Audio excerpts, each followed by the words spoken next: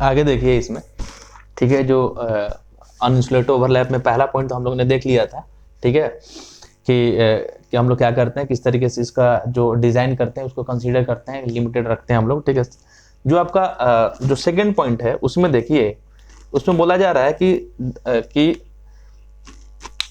The contact wire the contact wire the contact wire can not be indefinitely long, ठीक है, कि जो आपका ये जो कॉन्टेक्ट वायर है, ठीक है, इसको हम लोग काफी ज्यादा लॉन्ग नहीं रख सकते हैं, इसलिए इसका जो डिस्टेंस है ना, लेंथ है ना, या तो 1.6 किलोमीटर होता है या 1.5 किलोमीटर रहता है, ठीक है। और देन एक ये जो कॉन्टेक्ट वायर है जिसका जो लेंथ हो गया 1.6 किलोमीटर, ये दूसरा हो गया 1.6 किलोमीटर, ये तीसरा हो गया 1.6 किलोमीटर, और देन आपस में इसको कनेक्ट कर देते हैं, ठीक है।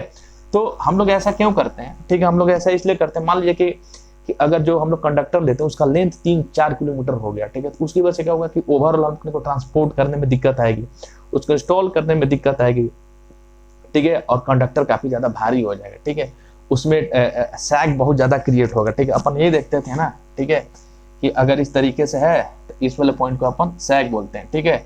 होना तो इस तरीके से चाहिए, लेकिन इस तरीके का एक तरीके का क्या बनता है, कर्व बनता है, इसको अपन सैग बोलते हैं, ठीक है।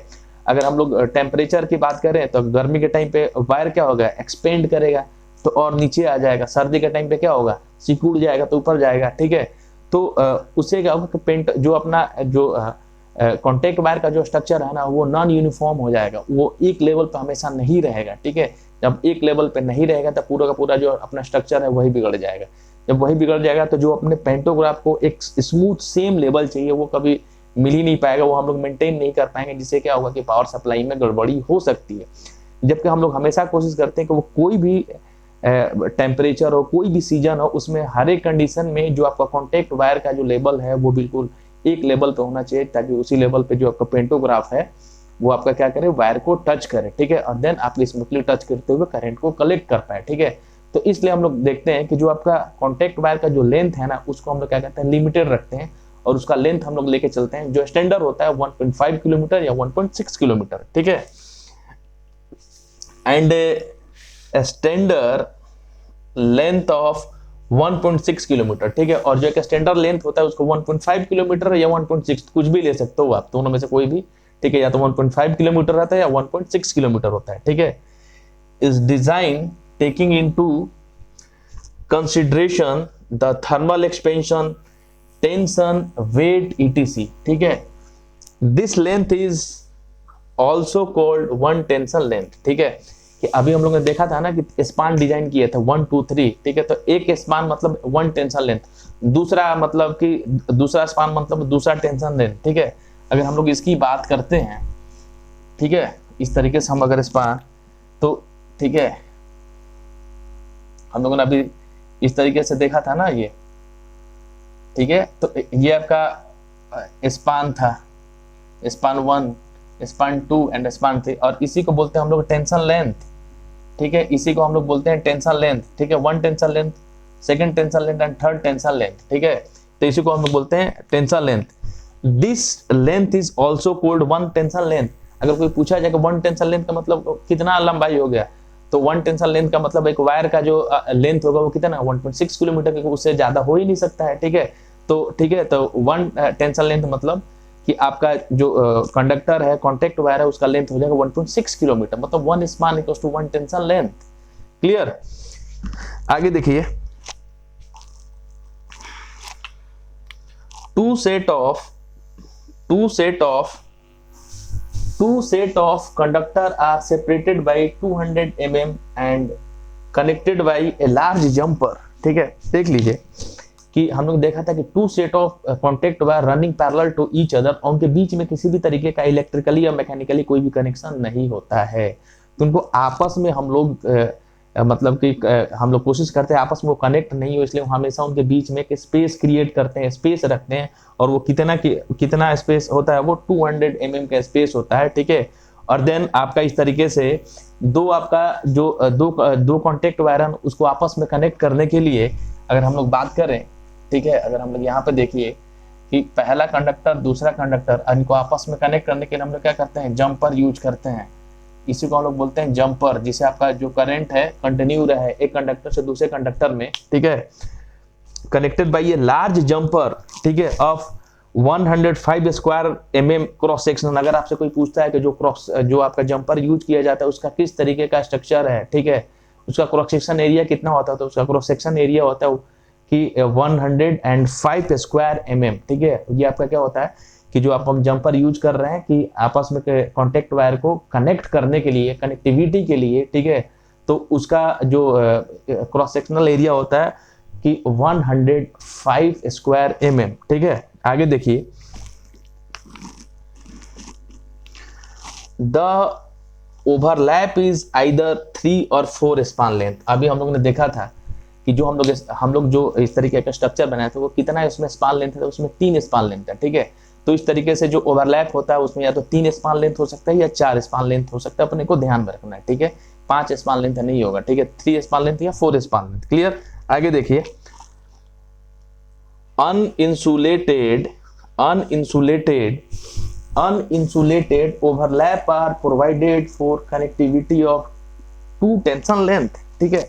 अब ओवरलैप का रिक्वायरमेंट क्या हुआ, ओवरलैप का रिक्वायरमेंट यही हुआ, ठीक है। ओवरलैप का रिक्वायरमेंट इसलिए हुआ कि ये आपका पहला टेंशन लेंथ, दूसरा टेंशन लेंथ, आपस में इनको कनेक्ट करने के लिए अपने को ओवरलैप का रिक्वायरमेंट हुआ। और आपस में ये कनेक्ट कैसे होता है, with the help of jumpering, ठीक है, जंपरिंग तो आपस में कनेक्ट होता है, ठीक है। तो इसलिए आपको ओवरलैप का रिक्वायरमेंट होता है। एक चीज और आप लोग ध्यान में रखिए कि अगर आपको पूछा जाए कि अगर 3 स्पान लेंथ अगर दिया होगा 3 स्पान लेंथ, तो उसमें जो रेडियस ऑफ कर्वेचर होगा वो ग्रेटर देन होगा 5000 मीटर, एंड जो स्पान लेंथ होगा वो ग्रेटर देन 54 मीटर से बड़ा होगा, ठीक है। अगर 4 स्पान लेंथ दिया हुआ हो तो radius of curvature is less than 5000 metre, and जो आपका स्पान लेंथ है इज लेस देन 54 मीटर, ठीक है। तो अपने को ध्यान में रखना है इस तरीके से कि 3 स्पान लेंथ में रेडियस ऑफ कर्वेचर कितना है, तो greater than 5000 metre, and span length is also greater than 5400 metre. In case of 4 span length, radius of curvature is less than 5000 meter and span length is also less than 54 meter, ठीक है। तो अपने को यहाँ से ध्यान में रखना है, ठीक है। तो यहाँ से जो आपका अनइंसुलेटेड ओवरलैप कंप्लीट होता है, ठीक है। जो दूसरा आपका पॉइंट था, तीसरा में अपन डिस्कस करेंगे इंसुलेटेड ओवरलैप क्या होता है, उसके बारे में कुछ पॉइंट्स देखते हैं हम लोग। आगे हम लोग देखते हैं इंसुलेटेड ओवरलैप, ठीक है। इंसुलेटेड ओवरलैप एक बार स्क्रीनशॉट ले लीजिए, एक बार स्क्रीनशॉट ले लिया, आगे देखते हैं, ठीक है। तो ये भी एक तरीके का ओवरलैप ही है। उसमें भी हम लोग क्या करते हैं कि 2 टेंशन लेंथ के को हम लोग आपस में कनेक्ट करते हैं। तो उसमें हम लोग जंपरिंग के थ्रू हम लोग आपस में कनेक्ट कर रहे थे, और इसमें हम लोग क्या करते हैं कि आपका जो इस तरीके से कॉन्टेक्ट वायर है, ठीक है, जो 2 टेंशन लेंथ का जो वायर है उसको आपस में कनेक्ट करने के लिए अपन क्या करते हैं, या तो इंटरप्टर यूज करेंगे, स्विच यूज करेंगे, ठीक है, या किसी भी तरीके का हम लोग क्या करेंगे, आइसोलेटर यूज करेंगे। इसलिए इसको बोला गया इंसुलेटेड, ठीक है। और वो क्या था कि इंसुलेटेड नहीं था, इसलिए उसको बोल दिया गया अनइंसुलेटेड ओवरलैप, ठीक है। अनइंसुलेटेड दोनों का काम यही है कि 2 कॉन्टेक्ट वायर को आपस में कनेक्ट करना है, ठीक है, कनेक्ट करना। तो उसमें हम लोग डायरेक्टली कनेक्ट कर रहे थे जंपर के थ्रू, इसमें हम लोग डायरेक्टली कनेक्ट नहीं कर रहे थे, हम लोग एक तरीके का स्विच होता है या इंटरप्टर के थ्रू या आइसोलेटर के थ्रू आपस में हम लोग कनेक्ट करते हैं, ठीक है। देन हम लोग क्या करते हैं कि आगे जो कंटिन्यूटी है वो मेंटेन करते हैं, ठीक है। देखिए यहाँ पे इन insulated overlap the 2 set of conductor are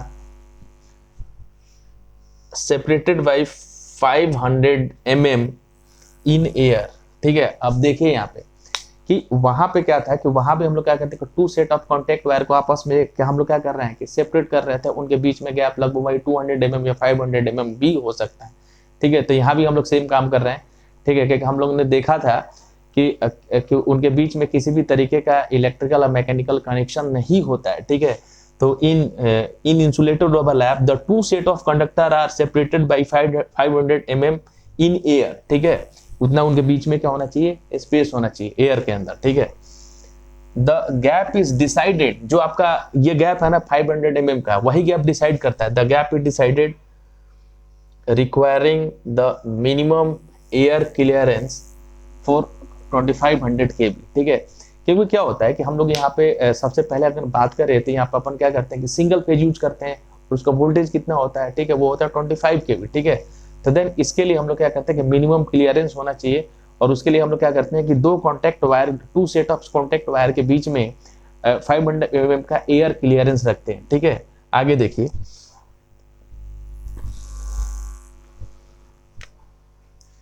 with this clearance, ठीक है, इस क्लियरेंस के साथ, ठीक है, मतलब कितना 500 mm का clearance, it is possible to make one length dead.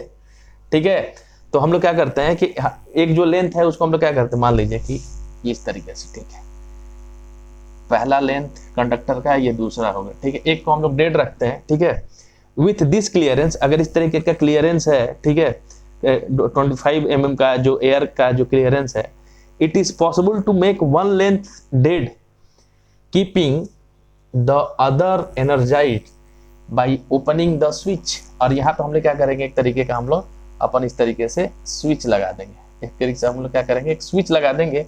ठीक है, तो हम लोग ये तो क्या रहेगा, ये तो आपका डेड हो गया। ठीक है, और ये क्या होगा, इसमें ये कंटिन्यू है, कंटिन्यू है। और जैसे ही अपन स्विच को, स्विच की सहायता से हम लोग क्या कर सकते हैं, इसको आपस में कनेक्ट कर सकते हैं। ठीक है, उसी चीज को लिख दिया गया, it is possible to make one length dead.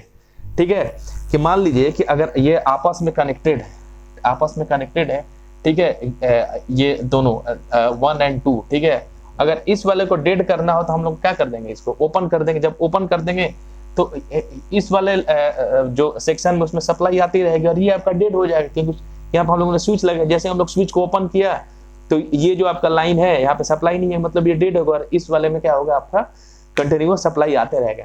तो देखिए तो कितना ज्यादा फायदा हो गया। सपोज दैट मान लीजिए कि इस वाले सेक्शन में आपका फॉल्ट है। ठीक है, तो हम लोग क्या कर देंगे, स्विच को यहाँ से ओपन कर देंगे, तो जो मेरा लोकोमोटिव है, जो मेरी लोकोमोटिव है, यहाँ तक तो चली आएगी ना, पूरे का पूरा रूट जो है वो आपका क्या होगा कि अफेक्टेड नहीं होगा। ठीक है, फिर हम लोग यहाँ पे क्या कर देंगे कि यहाँ से हम अपने ट्रैक दूसरे ट्रैक पे डाइवर्ट कर देंगे, और देन और इसको हम लोग क्या कर देंगे, मेंटेन कर लेंगे। ठीक है, मेंटेनेंस कर लेंगे फॉल्ट को। ठीक है, keeping the other energise by opening the switch. ठीक है, मतलब ये वही बोला गया है कि यहाँ पे एक स्विच लगा देते हैं। ठीक है, और इसको जैसे हम लोग ओपन करेंगे तो ये तो कंडक्टर में सप्लाई आती रहेगी, और ये क्या हो जाएगा, डेड हो जाएगा। ठीक है, that normally connects the two line. ठीक है, तो यहाँ पे हम लोग क्या करते हैं, ओपनिंग द स्विच, तो हम लोग यहाँ पे क्या करते हैं, स्विच यूज कर सकते हैं, और स्विच की सहायता से हम लोग क्या करते हैं, इनको आपस में कनेक्ट भी कर सकते हैं, और आपस में इनको हम लोग रिमूव भी कर सकते हैं। तो जैसे ही हम लोग अगर कनेक्ट करेंगे तो दोनों कॉन्टेक्ट वायर में सप्लाई चालू हो जाएगी, और जैसे ही हम लोग इसको क्या ओपन करेंगे तो एक वाले लेंथ में सप्लाई आएगी, और ये क्या हो जाएगा, डेड हो जाएगा। Clear?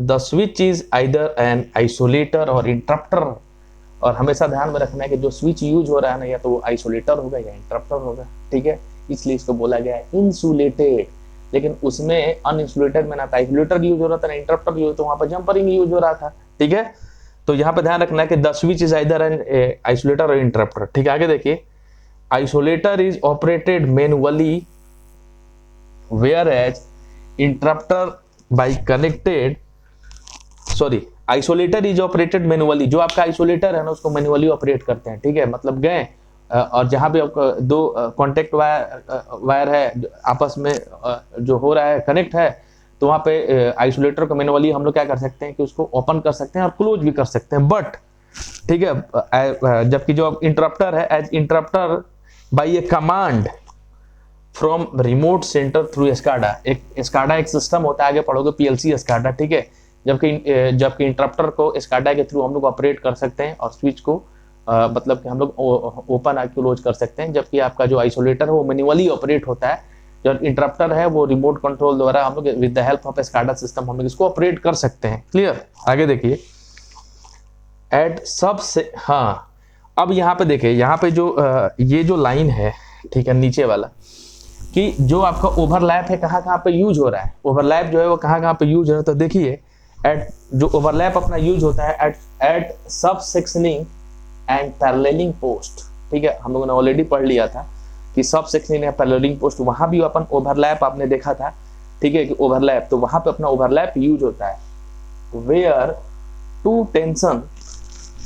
Tension length are connected by a interrupter. ठीक है, कि मतलब इस तरीके से जो इंसुलेटेड ओवरलैप है वो आप कहाँ पे यूज होगा, सब सेक्शनिंग एंड पैरेललिंग पोस्ट पे, जहाँ पर टू टेंशन लेंथ को आपस में हम लोग क्या करते हैं, कनेक्ट करते हैं with the help of interrupter, ठीक है।